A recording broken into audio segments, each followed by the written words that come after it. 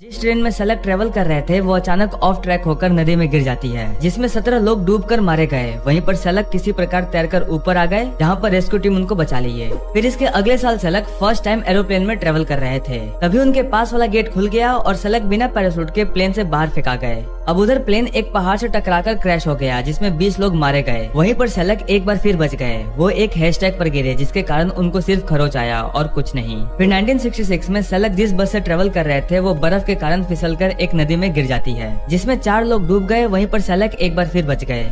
अब सलग सोचे कि शायद पब्लिक ट्रांसपोर्ट सेफ नहीं है, इसीलिए वो खुद की कार खरीदे। सोचे खुद चलाऊंगा, आराम से चलाऊंगा तो कुछ नहीं होगा। लेकिन 1971 में जब वो अपनी कार से ट्रेवल कर रहे थे तब अचानक उनकी कार में आग लग जाती है।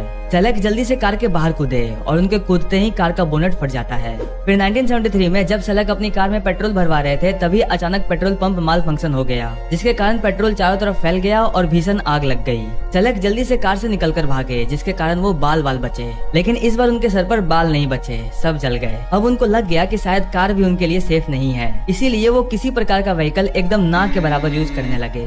कुछ सालों तक तो उनका जीवन एकदम शांतिपूर्वक चला, लेकिन फिर 1995 में एक दिन जब वो पैदल रोड क्रॉस कर रहे थे तभी एक बस उनको धक्का मार दी।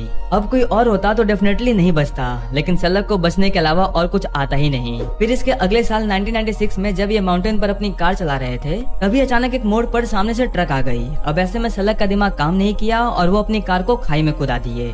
अब अगर सलग कार में होते तो शायद मारे जाते, मगर वो सीट बेल्ट नहीं लगाए थे, जिसके कारण वो किसी प्रकार कार से निकलकर एक पेड़ पर लटक गए। इन्हीं रीजंस के कारण उनके दोस्त उनके साथ कभी ट्रेवल नहीं करते थे। फिर 2003 में सलग अपने 73rd बर्थडे पर एक लॉटरी टिकट खरीदे, जिसमें वो उस टाइम का $1 मिलियन कैश जीत गए। और फाइनली 2016 में वो 87 साल की उम्र में नेचुरल तरीके से इस दुनिया को छोड़ गए।